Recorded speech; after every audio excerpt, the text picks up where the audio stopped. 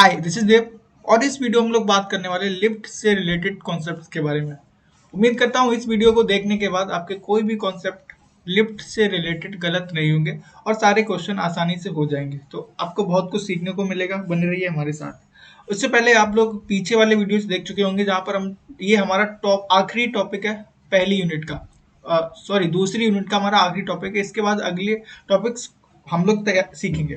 तो आप लोग बने रहिए हमारे साथ। चैनल को सब्सक्राइब कर सकते हैं ताकि आने वाले सारे वीडियोस आपको मिल जाए।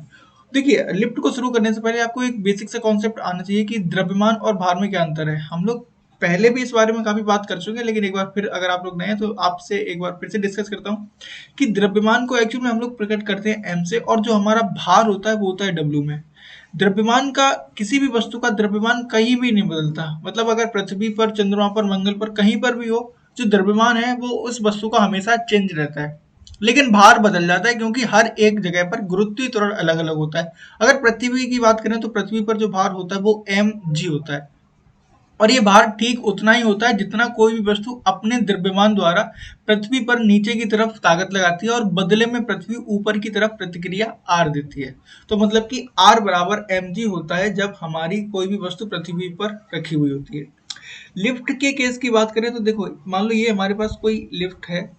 इस पर अगर कोई इंसान खड़ा हुआ है तो वो क्या कर रहा होगा, अपना द्रव्यमान mg नीचे की तरफ लगा रहा होगा, अपने द्रव्यमान के कारण जो भार है उसको नीचे की तरफ लगा रहा होगा। और न्यूटन के तीसरे नियम क्रिया प्रतिक्रिया के अकॉर्डिंग ये लिफ्ट उतना ही आर ऊपर की तरफ लगा रही होगी। मतलब कि इस कंडीशन में r is equal to m g हो जाएगा, है ना। ये एकदम से सही बात है।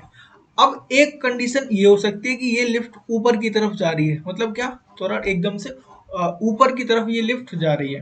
ठीक, उस कंडीशन में भार जो बदलता है। तो देखो, एक कॉन्सेप्ट और याद रखेंगे कि जब जब भी हम किसी बेग की दिशा में त्वरण को लेते हैं, बेग की दिशा में त्वरण को लेते हैं तो वो पॉजिटिव होता है, और बेग की विपरीत दिशा में त्वरण को लेते हैं तो वो निगेटिव होता है। यहाँ हमको याद रखने वाली बात सिर्फ इतनी है कि जब भी लिफ्ट ऊपर की तरफ जाएगी तो जो टोटल त्वरण हो जाएगा वो a प्लस जी कर देंगे, और जब लिफ्ट नीचे की तरफ आएगी तो हम क्या करेंगे, g माइनस ए कर देंगे। इस तरह से द्रव्यमान बदलता है। मतलब कि जब लिफ्ट ऊपर की तरफ जाएगी जो जो तो जो कुल द्रव्यमान होगा इंसान का वो हो जाएगा m a प्लस जी, और जब लिफ्ट नीचे की तरफ आएगी तो जो कुल द्रव्यमान हो जाएगा वो हो जाएगा एम जी माइनस ए। ये बेसिक सा कॉन्सेप्ट है। मैं शॉर्ट ट्रिक के फॉर्म में बता रहा हूँ कि ये ट्रिक यूज करनी है जब व्यक्ति ऊपर की तरफ जा रहा है या लिफ्ट ऊपर की तरफ ए त्वरण से जा रही है तो जो उसे द्रव्यमान मालूम पड़ेगा वो एम ए प्लस जी, और जब लिफ्ट नीचे की तरफ आ रही है तो क्या मालूम पड़ेगा, एम जी माइनस ए। अच्छा, इसका एक बहुत अच्छा एग्जांपल ये है कि मान लो लिफ्ट टूट गई। अब जैसे ही लिफ्ट टूटेगी तो मतलब लिफ्ट की डोरी टूटेगी तो क्या होगा, ये पूरी की पूरी लिफ्ट जी त्वरण से नीचे की तरफ आने लगेगी। मतलब किस त्वरण से आ रही है, जी। मतलब कि ए बराबर जी, पूरे जी त्वरण से नीचे की तरफ आ रही है। तेरा ए बराबर जी यहाँ पर रखेंगे तो डब्ल्यू बराबर कितना हो जाएगा, एम इंटू जी माइनस जी, मतलब कि जीरो। तो हाँ, बिल्कुल ये एकदम सही बात है कि ऊपर से गिरेंगे तो उससे कोई भार ही नहीं मालूम पड़ेगा। ये लगेगा उसमें कोई द्रव्यमान कोई है ही नहीं। इसको कहते हैं भारहीनता की स्थिति। और इस कंडीशन में जो उसको व्यक्ति को या फिर हम भी हो सकते हैं, तो हमें जो कुल भार मालूम पड़ता है जीरो। मतलब हमें ये लगता है कि हमारा कोई द्रव्यमान नहीं है। इसका एक क्लासिक एग्जाम्पल है, शायद आप लोगों ने झूला झूला होगा, हवाई झूले की बात कर रहे हैं। तो वहां पर भी जो हम ऊपर से नीचे की तरफ आते हैं तो एकदम से हमारा द्रव्यमान शून्य सा हो जाता है, बिल्कुल। और वो अजीब सी फीलिंग होती है। ठीक वैसा ही फील होगा जब लिफ्ट की डोरी टूटेगी और आप नीचे आएंगे लिफ्ट के साथ में। तो एक्चुअल में वो कंडीशन होती है भारहीनता की। मतलब कि वहां पर हमारा भार जीरो हो जाता है। ठीक है, कुछ क्वेश्चन को देखें। मान लो आप देखो, कुछ एग्जाम्पल देख लेते हैं किस तरह से ये सवाल बन सकते हैं, फॉर्म हो सकते हैं। तो देखो, माना ये हमारे पास एक लिफ्ट, फिर से लिफ्ट है, और हम क्या कर रहे हैं, लिफ्ट रुकी हुई है। हमने क्या किया, एक तराजू तराजू इलेक्ट्रॉनिक वाला, जो हमारे पास इलेक्ट्रॉनिक कांटे आते हैं, उस वो इलेक्ट्रॉनिक कांटा यहाँ पर रखा है। वो हमको क्या बताएगा, वजन बताएगा हमारा, है ना। तो इस पर अगर जब हम खड़े होंगे तो ये हमको क्या, द्रव्यमान बताएगा, हमारा द्रव्यमान बताएगा, एक्चुअल में हमारा वजन बताएगा।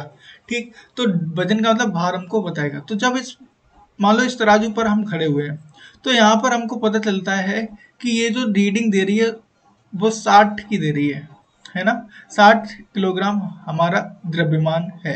इसका मतलब है 60 किलोग्राम अगर द्रव्यमान है तो पृथ्वी पृथ्वी का गुरुत्वीय त्वरण जी बराबर 10 मान लेते हैं। वैसे 9.8 होता है लेकिन हम 10 मान ले रहे हैं, कैलकुलेशन की आसानी रहेगी। तो इसका मतलब क्या है, जो टोटल बार लग रहा होगा नीचे, W बराबर हो जाएगा m इंटू जी, मतलब कि 600 न्यूटन का बल नीचे की तरफ लग रहा होगा, लिफ्ट पर नीचे की तरफ लगा रहे होंगे।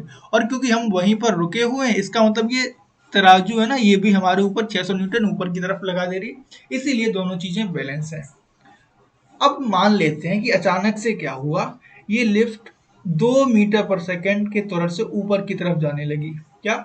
2 मीटर प्रति सेकंड के त्वरण से ऊपर की तरफ जाने लगी। अब इस कंडीशन में जो हमारा वजन होगा वो W इजिकल टू हो जाएगा m इंटू ए प्लस जी, मतलब कि हमारा द्रव्यमान 60 किलोग्राम, ए 2 और जी का मतलब कितना था 10, तो ये कितना हो जाएगा 60 गुणा 12।